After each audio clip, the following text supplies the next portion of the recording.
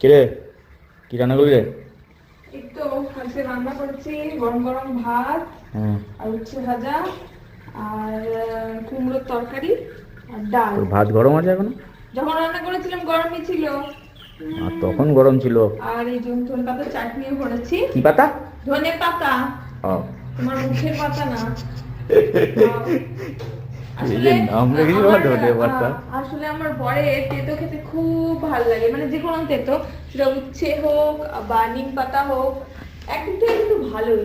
তুমি এত তেতো খাও, এই জন্য তো আমার এত তেতো তেতো কথাগুলো মানে তোমার সহ্য হয়ে যায়। হ্যাঁ, ওই তো হজম হয়ে যায়, ঠিকই বলছো। খাবারের মতোই হজম হয়ে যাচ্ছে, তাই জন্য তো তুমি আমাকে এতদিন। এতে উচ্ছে, এতে উচ্ছে, কালকেও উচ্ছে, এতে উচ্ছে, এতে সব উচ্ছে নেই, ফালতু বকো উচ্ছে না। নেই, সবুজ সবুজ কি সব দেখা যাচ্ছিল। সবুজ সবুজ তোমার মুখ ওটা।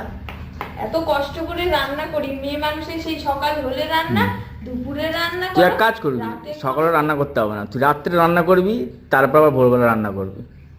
তা সকালে রান্না করতে হবে না তাহলে? হ্যাঁ, এমন মার বাবরা, রাতে রান্না করবো, খেয়ে নেবো, তারপরে ভোরবেলা উঠে রান্না করবি। হাইকোর্ট দিচ্ছ নাকি তুমি?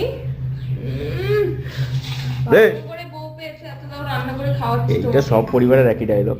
তুই আয় খাওয়া নিয়ে যা। কথা না বলে খাও, খাওয়া নিয়ে যা। কাল থেকে না জুটবে না, নিজেই রান্না করে খাবে।